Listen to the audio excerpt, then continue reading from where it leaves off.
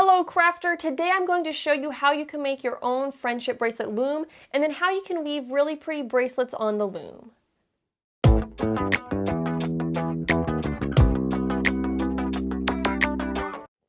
So the first step to make these friendship bracelets is to make the loom, and they're really simple to make and not that expensive. I have here a sheet of styrofoam poster board from the dollar store. I got this at Dollar Tree. It was a huge sheet for just $1, but it's just a foam sheet like this. So it's got a little bit of thickness to it, and it's just a big poster board. So we're going to make our loom out of the foam poster board. And the loom is basically just a circle with some notches and a hole in the center. So we're going to use a compass to make a circle.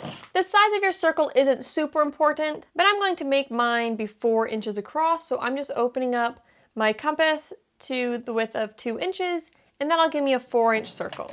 Once I've got my compass size, I'm going to trace out a circle on my poster board. And then we're also going to cut a hole out of the center. The hole in the center I'm going to make about 1 inch wide, so I'm going to shrink my compass down to a 1/2 inch width, and that'll give me an approximately 1 inch center circle. Once we have our 2 circles traced out, we're going to cut them out. To cut this out, you can use scissors or a craft knife like an X-Acto knife or a razor blade. I couldn't find my X-Acto knife. I think that would be the easiest, but I'm going to use the razor blade and the scissors to cut mine out.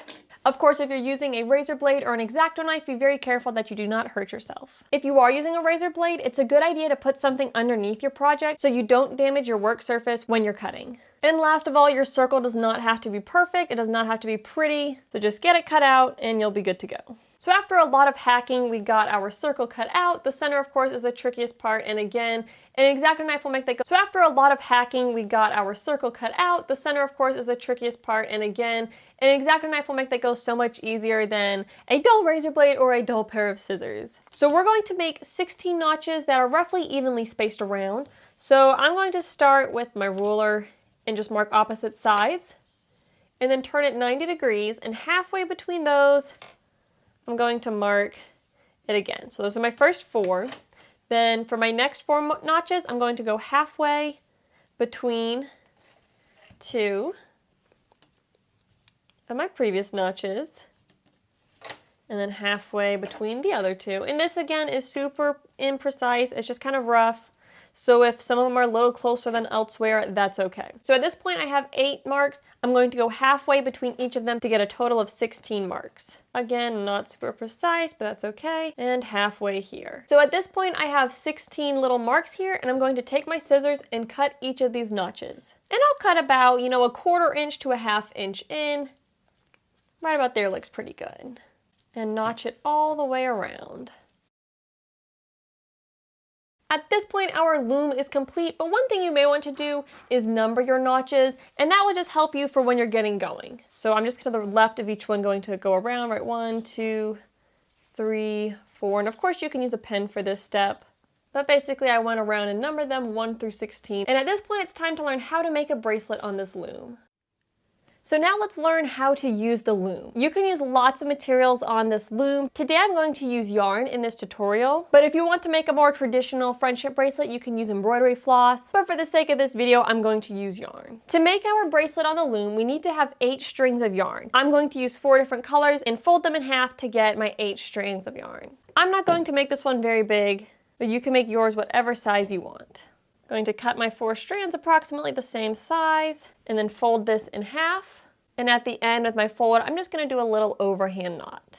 So I've ended up creating this bundle that has 8 strands here. And in my case, I have 2 of each color. So now we can put it onto our loom. We're going to take our knotted end and stick it through the hole, and then our tail ends will be on this front side with the numbers. And now we're going to put our strands of yarn into different spaces. So I'm going to put a strand into notch 1, a strand into notch 2, a strand into notch 5, a strand into notch 6, a strand into notch 9, and a strand into notch 10, and last of all, a strand into notch 13 and a strand into notch 14. The actual notch number that it goes into isn't super important. You just want to have it so you have 2 together at the top, 2 together on the right, 2 together on the bottom, 2 together on the left, and at least 1 space in between each of your sets of strands. One other thing I will mention is there's lots of different ways to arrange this to get different color patterns in your finished bracelet. I'm just doing kind of a repeating pattern around. So now it's time to start weaving, and it's very simple to weave on this loom. We're going to start with our top and bottom ones. We're going to take the rightmost strand up top, so from notch 2, and bring it down across the 2 strands on the right and into notch 8. So it went from notch 2 to notch 8. And then from the bottom 2 pair, we're going to take the leftmost one, so this is what's in notch 10, and bring it up across these 2 strands on the left into notch 16. So we took the one that was on the right up top and brought it to the right on the bottom, and the one on the left on the bottom and brought it to the left on the top. Then we're going to rotate 90 degrees. So we're now looking at our other pair, and we're going to repeat the same process. We're going to take the right one on the top and cross it down to the right on the bottom. So that means we're taking strand from number 6 and moving it down to notch 12. So that was the right on top to the right on the bottom. And then we're taking the strand from notch 14 and moving it up to notch 4. So that's the strand on the left bottom, and we're crossing it up to the left on the top. And then repeat, rotate 90 degrees, top right to bottom right, so that's 9 to 15. Bottom left to top left, so that's notch 1 to 7. Rotate 90 degrees, top right strand, cross it down to the bottom right, so that was 13 to 3 in that case. Bottom left strand, move it up to the top left, so that was 5 to 11. Rotate 90 degrees, top right, 16, to bottom right, number 6. Bottom left, which is number 8 in this case, to top left, which is 14. Rotate 90 degrees. Top right, cross it down to the bottom right. Bottom left, cross it up to the top left. So again, the numbers aren't super important. The numbers are just a way to kind of as you get going. But the important idea is we always take the top right strand across to the bottom right, and the bottom left strand up to the top left, and then rotate 90 degrees. And then repeat, top right to the bottom right, bottom left to the top left, rotate 90 degrees.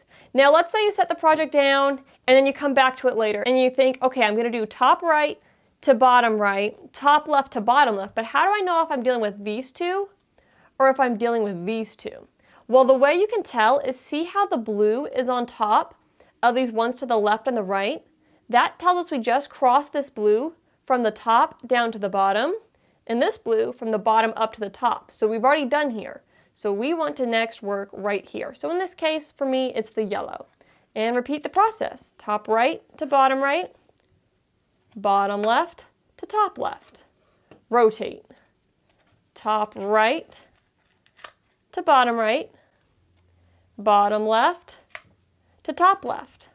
Rotate. Top right to bottom right, bottom left to top left, and so on and so forth. And just keep repeating this around and your bracelet will start to form on the other side. So let me repeat this several more times and then I'll show you how this looks once you've gone a further distance. So I've gone a few more rounds and here is our bracelet starting to form. Now as a quick note, as you do the crisscrossing, the tails down here might get tangled, so be sure to stop every so often and untangle them so you don't end up with a big knot. But we just keep repeating this process until our bracelet is as long as we want it.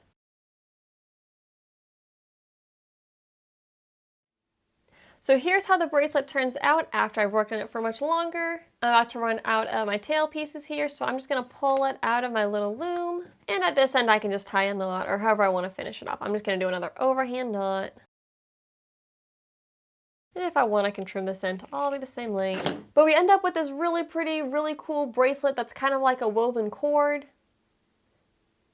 And you could use this as a friendship bracelet, you can make it be a keychain. You can also make these using embroidery floss. And so as you can see, the embroidery floss is a lot thinner. And with this one, I used 4 of the same color. And so it creates a different pattern. So you can play around with the color placement to get different patterns and different designs with these. And then one last idea with this loom is I crocheted this bag out of plastic bags. And for the handles, I didn't want to do a crochet handle. So I used a loom just like this. I made it a little bit bigger, but I used strips of plastic bag to weave these nice sturdy handles. But this is a fun, simple project. This one probably took me less than 15 minutes to make. One like this made out of embroidery floss will take a little longer just because the floss is smaller than the yarn I used for this one. But it's just a quick and fun little project. But I hope y'all enjoyed this project, and thanks so much for watching. Happy crafting!